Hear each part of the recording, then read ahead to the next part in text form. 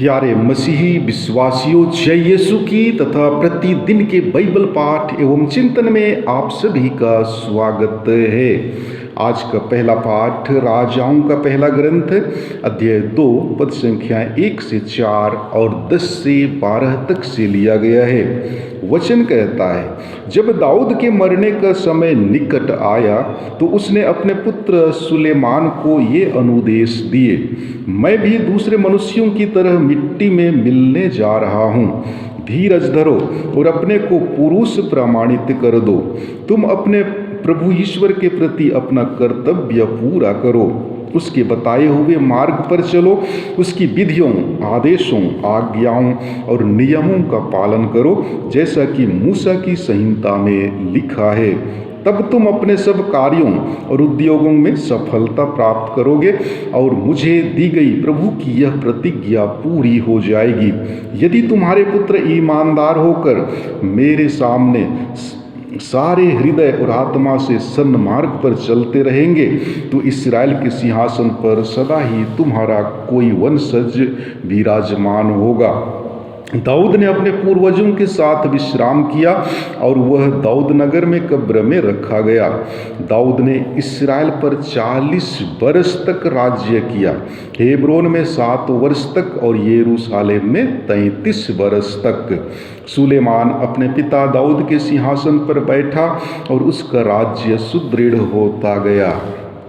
प्रभु की वाणी, ईश्वर को धन्यवाद। और आज का सुसमाचार पाठ संत मार्कुस के अनुसार पवित्र सुसमाचार अध्याय 6 पद संख्याएं 7 से 13 तक से लिया गया है।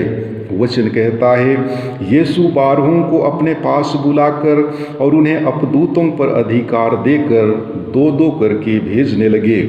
यीशु ने आदेश दिया कि वे लाठी के सिवा रास्ते के लिए कुछ भी नहीं ले जाएं, न रोटी, न झोली, न फेंटे में पैसा।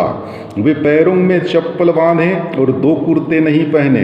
उन्होंने उनसे कहा, जिस घर में ठहरने जाओ, नगर से विदा होने तक वहीं रहो। यदि किसी स्थान पर लोग तुम्हारा स्वागत ना करें और तुम्हारी बातें ना सुने तो वहाँ से निकलकर उन्हें चेतावनी देने के लिए अपने पैरों की धूल झाड़ दो। वे चले गए। उन्होंने लोगों को पश्चाताप का उपदेश दिया, बहुत से अपदूतों को निकाला और बहुत से रोगियों पर तेल लगाकर उन्हें चंगा किया। प्रभु का सुसमाचार। हे ख्रिस्त, तेरी स्तुति हो। प्यारे मसीही विश्वासियों, बुलाहट, चुनाव और नगण्य इस्राएल को एक देश का रूप खड़ा करना ईश्वर की मुक्ति योजना पूरी सृष्टि के लिए होती है। इसी संदर्भ में वे राजा दाऊद को चुनते हैं। उनका शासन इस्राएल के लिए स्वर्णिम काल था। अपनी मृत्यु शैया पर अपने पुत्र सुलेमान को सलाह देते हुए कहते हैं कि ईश्वर ने जो विधान इस्राएली जनता के साथ स्थापित किया, वही विधान अब राजा के साथ स्थापित किया गया है। इसलिए राजा यह सुनिश्चित करे कि ईश्वर द्वारा मूसा को दिए नियमों का पालन हो। राजा इस्राएल के प्रति उत्तरदायी है। राजा दाऊद के शासन को आगे बढ़ाने के लिए दाऊद की संतान हमारे प्रभु यीशु अपने शिष्यों को चुनते और मिशन में भेजते हैं। वे सख्त आदेश देते हैं कि अपनी यात्रा के लिए लाठी के सिवाय अपने साथ कुछ भी लेकर न जाएं।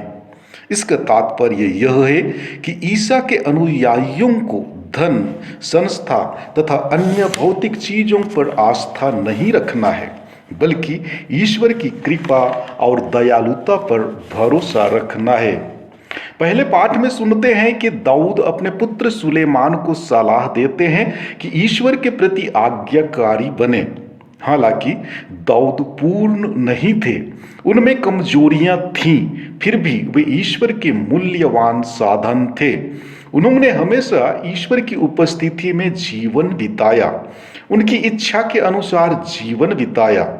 हमारा दैनिक प्रार्थना में जीवन एक कृपा है।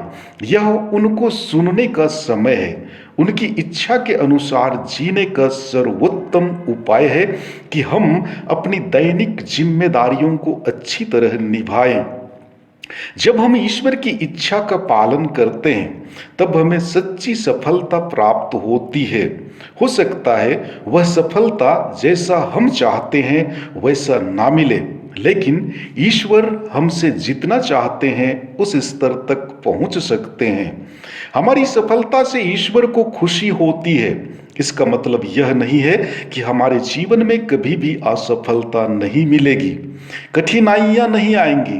राजा दाऊद का जीवन भी समस्याओं और कठिनाइयों से भरा हुआ था। उन्होंने ईश्वर से अपने विश्वास और भरोसा को कभी हटने नहीं दिया। भेजा जाना से दो बिंदु जुड़े हैं, गरीबों को ईश्वर का वचन सुनाना और देना, जो प्रभु यीशु मुफ्त में प्राप्त किया गया है। गरीबों को सुसमाचार सुनाना प्रभु यीशु की मुख्य मिशन योजना थी, ताकि इस धरा पर ईश्वरीय राज्य की स्थापना हो सके। साथ ही साथ शांति, न्याय, सद्भावना और भातृप्रेम आदि ईश्वरीय राज्य के मूल्य लोगों के बीच व्याप्त हो। दूसरा बिंदु है कि यीशु अपने शिष्यों को अपदूतों पर अधिकार और रोगियों को चंगा करने की शक्ति देते हैं। ये कृपाएं दूसरों की भलाई के लिए दिए जाते हैं, ना कि अपने फायदे के लिए। हमें भी प्रभु से कृपाएं मिली हैं, वे चाहते हैं कि हम उनको दूसरों के साथ बांटें, हमारा जीवन दूसरों की सेवा में दें, ताकि उन्हें ताकत और साहस मिले। ईश्वर ने हमें जीवन, ताकत, बुद्धि आदि वरदान दिए हैं जिनके लिए आनंदित होते हैं। हमें प्रेम, विश्वास, भरोसा और कुछ पवित्र आत्मा के वरदान दिए हैं। इनको हम उदारता पूर्वक दूसरों को बांटें और बदले में उनसे कुछ की आशा किए बिना। क्या हमारे पास वक्त है? हम कुछ समय बुजुर्गों, बीमारों, अन्य तकलीफों में पड़े हुए लोगों के साथ समय बिताएं। आज के सुसमाचार में यह देखते हैं कि ईसा अपने शिष्यों को निर्देश देते हैं दुनिया को सुसमाचार सुनाने के लिए। किस तरह समग्र अच्छाई को प्राप्त की जा सकती है?